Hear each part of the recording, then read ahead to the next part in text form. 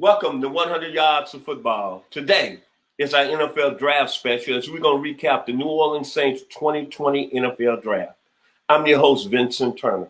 Helping me to recap their draft is going to be the legendary Mr. Bobby Butler. He was a first-round selection of the Atlanta Falcons in the 1981 draft, 25th selection overall by way of Florida State. And the other gentleman is Kevin the Bull Jones, renowned high school football coach at Riverdale High School, Mount Zion, Lovejoy, and Dutchtown. The man knows all about football. So if you like the video today, please come in and share this. We're going to break down the New Orleans Saints 2020 draft. Coach Jones, help us out. Who that nation want to know how well did they do in the draft? Well, I tell you something, Who that nation, you all got a history of doing a great job of evaluating talent. And a lot of times it's not the big name people. It's those other people that bring the intangibles to bring success to Sean Payton's program with Drew Brees throwing the ball around. But I will say this real quickly. The Saints have started already putting things in the nest eggs in the nest to get ready for the days Drew Brees won't be there anymore since he's turning 41 years old. One thing they did, I gave them a B- because they only had 4 picks, and there's some things they addressed. And yes, they were different, but they were effective, and I'll tell you why. Cesar Ruiz is a center they got from University of Michigan. Now, one thing about him that stands out, he's 6'4", 320 pounds, so he's a very large center. And usually your centers are maybe a tad inch shorter, maybe a 15, 20 pounds lighter, but he is going to be probably a guard for the Saints coming up. He's going to line up. He is going to be a starter. So they're trying to get the Achilles heel for the Saints for that offensive line last year. So he'll be a great plug in there. The next guy is Zach Bond. Zach Bond is outside linebacker from Wisconsin. And let me tell you something, folks. This guy had 12.5 sacks last year. Here's what they're going to do with him because it's already proof in the pudding. They've got Kiko Alonso still there. They got a couple of other linebackers still there. And they're not hurting there, but what they're going to do with Bond is bring him off the edge in that pass. We call it cheetah package, where you take out a lineman, you got 3 down linemen, but you bring in a linebacker to be the rush backer in a 3-4 scheme. And I can definitely see Bond doing that because he has great inside moves, knows how to long stem people to create that space to get off that edge, and he's got an excellent burst. So I can see him not just playing regular linebacker in a 4-3 will linebacker situation, but I can see him more importantly being an edge rusher. He had 12.5 sacks last year. No reason why he couldn't make that happen. The next guy, I give Zach Bonner A grade because he is very good at what he does. Okay, but going to Adam Troutman, who's a tight end from Drayton University, 6'6", 235 pounds. Folks, this guy had a lot of touchdowns. He had 17 TDs, 70 receptions, but he is what I call a seam buster. He's that type of tight end that does a great job of attacking the seam. Now, what does that mean translate to on Sunday afternoons? He's going to be a problem where defenses can't always go man-free, have the free safety 15 yards deep and put a safety in the box. Can't do that. They'll have to go cover 4 or 4 shell look, which means 4 deep guys in the secondary, because he is extremely effective at being able to split those seams and catch balls, okay? He does a great job of wiggling in space, and although he's not very fast, foot fast, he's 4'8", 40, and that's probably the reason why he didn't, Gronkowski was a 4'6", almost a 4'5". So I call him baby Gronkowski, but he's going to be extremely effective because you still got Taysom Hill, and I get to that in a second. But the last guy I want to talk about is Tommy Stevens, who played quarterback at Penn State and then finished up at Mississippi State. Let me tell you all something. He's 6'4", 250 pounds, ran a 4.49. Okay, so here's what's about to happen. Now I can just tell you this is going to happen, and you can go ahead and check it off later on down the road. This young man is going to come to the team. He's going to end up being a receiver for the New Orleans Saints. Yes, ma'am. Yes, sir. He's going to be a receiver. Okay, Jameis Winston is going to sit back and watch how the master Drew Brees gets it done. Okay. And then you still got Taysom Hill. I didn't forget about him. Okay. He's going to be the guy that he's going to be in the backfield with Alvin Kamara. Watch how this all presents itself. And if just so chance the Saints have some problems with Kamara as far as contractual wise, then you can put Taysom Hill back there in another year. Folks, they have already laid the foundation for what's going to happen post Drew Brees era, because I don't think he's going to play 4 or 5 more years like Tom Brady. So with that being said, the best part about what the Saints did is what they did actually in free agency, getting Emmanuel Sanders. I think that was tremendous. But here's one kid I'm going to mention. This kid, Gus Cumberlander, played at Oregon, 6'7", 260-pound defensive end, free agent out of Oregon. He came from Cedar Grove High School. Folks, when I tell you, the Peyton, Michael Loomis they've done a great job of finding really good players just out of signing in free agency. Also mentioned the kid out of University of Tennessee. Kid has great hands.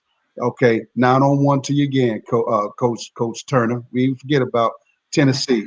But I think what they were doing, the Saints will prepare themselves for post-Drew Brees era. I gave them a B- only because they just didn't have – I thought they should have had more picks, and they should have made that happen in a certain kind of way. But they did well in free agency. So that kind of bumps them up to probably a B+. At the end of the day, I think they did a very good job. These guys that they drafted are going to play. Can't wait to see what's going to happen this fall. Brother Butler. Well, I'll tell you that they had a great draft, in my opinion. See, here's the thing about the New Orleans Saints. They don't really need a whole lot. Right. They don't really need a whole lot. But here's what I love when I see teams draft. Do they draft, and y'all heard me say this, according to their needs? They answer their need questions, right? With taking a offensive lineman, the first pick, Cesar Ruiz, who's a run blocker, that's going to help Alvin Kamara in the backfield. Also protect Drew Brees or whoever's playing quarterback, right? So I give him an A grade. Then we got Zach Bond, probably the most athletic or one of the most athletic linebackers in the entire draft. I had a first-round grade on Zach Bond, right? And so he played outside linebacker, coach. They're going to be able to do some special things with him, right? They also may line him up, inside with DeMario Davis, next to DeMario Davis, right? Because they got some guys outside that can go flat out, go get it already, right? They're going to add a lot of pressure on defense to opponents. So I like that. I gave them both A grades. But the star, when I say star, the guy who, if people don't know, they just look at these first 2 drafts because they're, top choices. But Mr. Adam Troutman, I don't know if I've ever seen a so-called true tight end that can run routes the way he run routes. Right. He's 6'6", he's tall, so he's already got that kind of leverage. Just throw the ball up. When you talk about him being a seam buster, that's why he's busting seams, because he's first of all, he's 6'6", and he's got great hands. And he considered himself a true tight end. Right. I looked at him, I said, shoot, you can flex this guy out a little bit, and we can put him out there on a smaller DB and go to work. Right. He prides himself on his blocking, putting his hand in the dirt, coach, line it up, and let's go get it. So now they got a true tight end who can catch the ball from one of the greatest quarterbacks of all time. Right. That's going to pay more dividends, I think, than anything, right? That's right. We're going to be talking about him 2-3 years from now, right? Now, the one that really confused me was the quarterback pick. That did confuse me, right? But this kid can play. He's an athletic kid, started out at Penn State, ended up at Mississippi State. He can flat out run the ball. You say he ran a 4.49 40. So we know he can run. We've seen him in space. Matter of fact, when he was at Penn State, they would line him out wide, right, throwing the ball, and they would run, reverses with him. So he's got that kind of ability. So what I see the Saints doing right now, they're getting their athletic mindset together.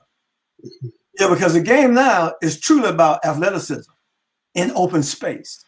Right. How can we get put defenses in situations where they can't cover everybody. That's right. And so it's going to be interesting. I think they had a great. I gave them an A- grade overall. Right. Really didn't like the last pick, but they can, if they use him the right way. If they want value from him, they're going to have to move him to another position and make it difficult for people. Like I said in the beginning, I think the Saints addressed their immediate needs. And so I think they're going to have a good year.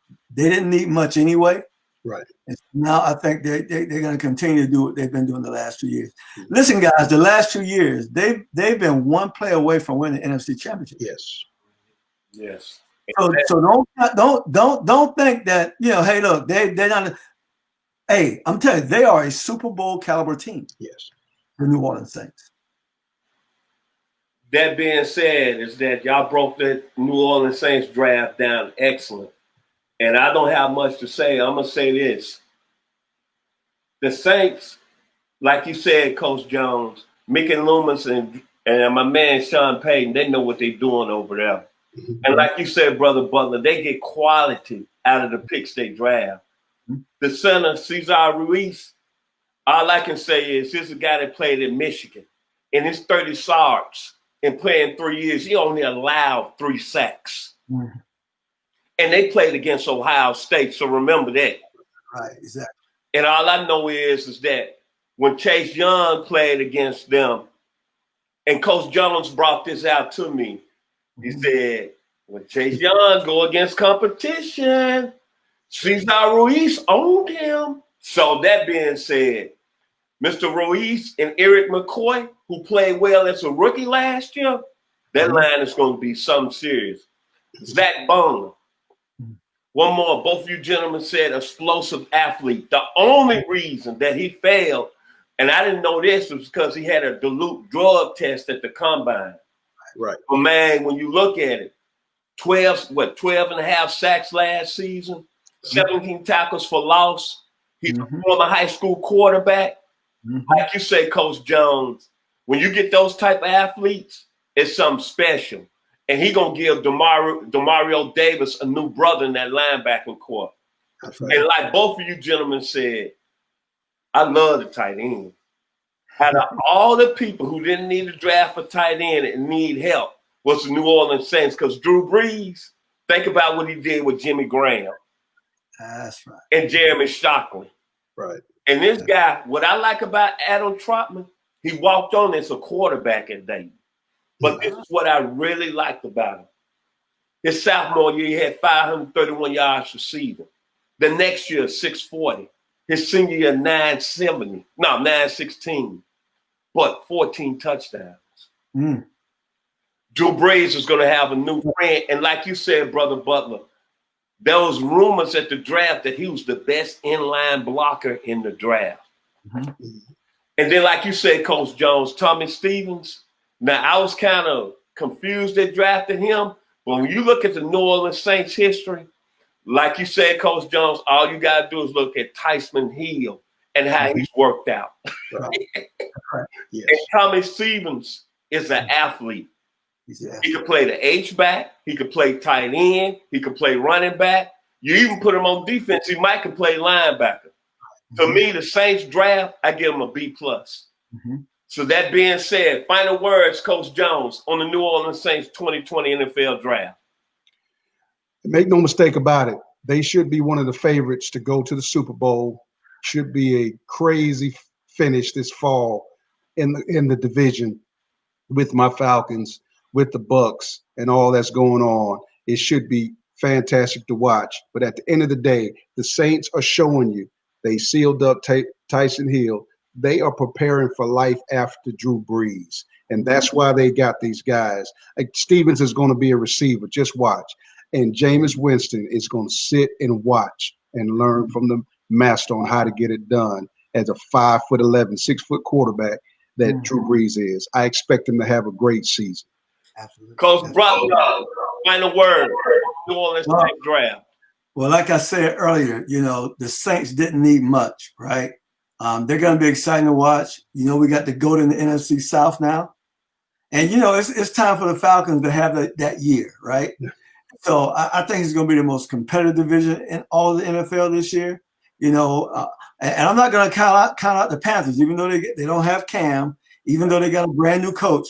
We can't count them out because, you know, you're playing in the division, right? Right. So I think it's going to be the most explosive division in all of the NFL this year. Can't wait to see it. And that being said, I totally agree with both of you gentlemen. The NFC South is going to be the most competitive division in pro football, hands down. To be honest, I expect a Super Bowl representative out of this division. So if you like the video today, please come in and share it.